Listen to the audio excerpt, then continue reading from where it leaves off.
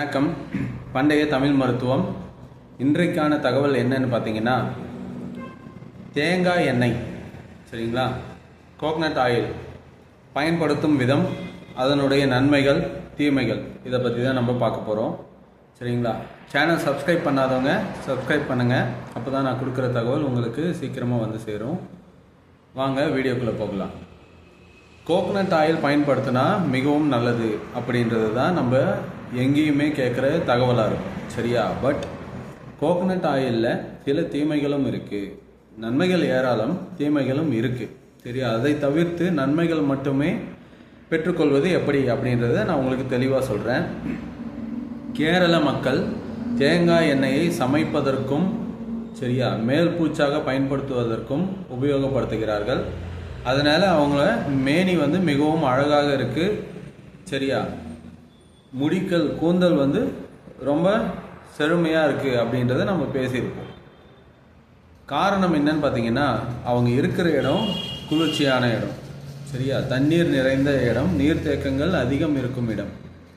தேங்காய் எண்ணெயை எப்படிங்க பயன்படுத்தணும், எந்த டைமில் பயன்படுத்தணும், யார் பயன்படுத்தணும் அப்படின்னு பார்த்தீங்கன்னா, நம்ம இருக்கக்கூடிய தட்பவெப்பமானது, சரியா, 25 டிகிரி அதுக்கு உள்ளாக இருத்தல் வேண்டும், அவசியம். அப்படி இருந்தால் தேங்காய் எண்ணெயை பயன்படுத்தினா நன்மைகள் மட்டுமே கிடைக்கும். அதே போல் தேங்காய் எண்ணெயை பகல் நேரங்களில் பயன்படுத்தக்கூடாது. சரியா. பகல் நேரங்களில் தேங்காய் எண்ணெய் பயன்படுத்தக்கூடாது. அதாவது தலைக்கு தேய்க்கிறதுக்கு, வயிற்றுக்கு எப்போ வேணால் சாப்பிட்லாம். நான் சொல்கிறது வந்து மேல் பூச்சாக இருக்கிற விஷயம். அப்ளிகேஷனாக நீங்கள் பயன்படுத்தக்கூடிய சரியான நேரம் எதுன்னு பார்த்தீங்கன்னா, சூரிய உதயம் இல்லாத பொழுது காலை, அதாவது சூரிய உதயத்திற்கு முன்பு தலைக்கு தேய்ச்சிட்டு குளிக்கலாம், உடம்புக்கு தேய்ச்சிட்டு குளிக்கலாம். அதே போல் சூரிய உதயத்திற்கு பின்பு தலைக்கோ உடம்புக்கோ தேய்ச்சிட்டு அப்படியே விட்டுட்டு காலையில் குளிக்கலாம், இல்லை உடனேவும் குளிக்கலாம். சரியா. இது போல் செய்யும் போது பொடுகு தொல்லை, சரும ரோகங்கள், சரியா, இதை தவிர்த்து இச்சிங்கு, சொறி, சிரங்கு, இது போல் பிரச்சனைகள், நிறம் மாறுதல், இதெல்லாமே தடுக்கிறதுக்கான வாய்ப்பாக இருக்கும். தேங்காய் எண்ணெய் மெயினாக வந்து தலைக்கு அப்ளை பண்ணுறதுக்கான காரணம்னு பார்த்தீங்கன்னாக்கா, தலையில் நமக்கு ஒரு வகையான நீர் சத்து நிறைந்திருக்கு. சரியா. நீர் வந்து நிறைந்திருக்கும். அதில் தான் நம்மளோட பிரெயின், மூளையானது அதில் நீந்தினவாறு இருக்கும் அப்படின்றது ஒரு சயின்டிஃபிக்கலி கேள்விப்பட்டிருப்போம். படிக்கும் காலங்களில் சொல்லியிருப்பாங்க. இது வந்து நமக்கு சிலேத்துமமாக மாறும். சைனஸ் பிரச்சனை வரும்.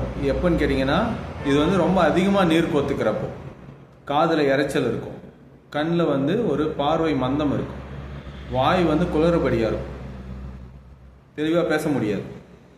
அப்படி இருக்கும் காலங்களில் தலைக்கு நல்ல எண்ணெய் தேய்ச்சி குளிச்சிங்கன்னா இது சார்ந்த பிரச்சனைகள் எல்லாமே உடனடியாக சரியாகிறத பார்க்கலாம். காரணம் என்னன்னு கேட்டிங்கன்னா, தேங்காய் எண்ணெயில் ஒரு வகையான உஷ்ணம் இருக்குது.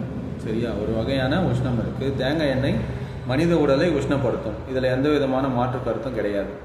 அதனால தான் சொன்னேன், தமிழ்நாட்டில், சரியா, வெப்பம் கொஞ்சம் கூடுதலாக இருக்கக்கூடிய நாடு. அப்படி இருக்கும்போது நீங்கள் அதுக்கான நேரத்தை தேர்ந்தெடுத்தல் மிகவும் நன்மையானது. வயிற்றுக்கு நீங்கள் எப்போ வேணால் சாப்பிட்லாம், அல்லது ஒரு வேளை உணவில் தேங்காய் எண்ணெய் கலந்துக்கிறது மிகவும் நல்லது. சரியா. வயிற்று புண்கள் ஆறும். அதே போல் சருமத்துக்கு நல்ல தேஜஸ் கிடைக்கும். சரியா. இதுதான் வந்து தேங்காய் எண்ணெயில் இருக்கக்கூடிய நன்மை தீமைகள். இதை கேரள மக்கள் வந்து அன்றாட பயன்படுத்துவதற்கான காரணம், அவங்க இருக்கக்கூடிய இடம் குளிர் பிரதேசம். அதனால் அவங்களுக்கு தேங்காய் எண்ணெய் வந்து தட்பவெப்பநிலையை வந்து சரி செய்து அவங்களுக்கு உடலுக்கு கொடுக்குது. அதனால் அவங்க நன்மை பல வகையில் அடைகிறாங்க. அதனால் அவங்க அதையே தொழிலாகவும் வச்சுருக்காங்க, அதையே உணவாகவும் உபயோகப்படுத்துகிறாங்க.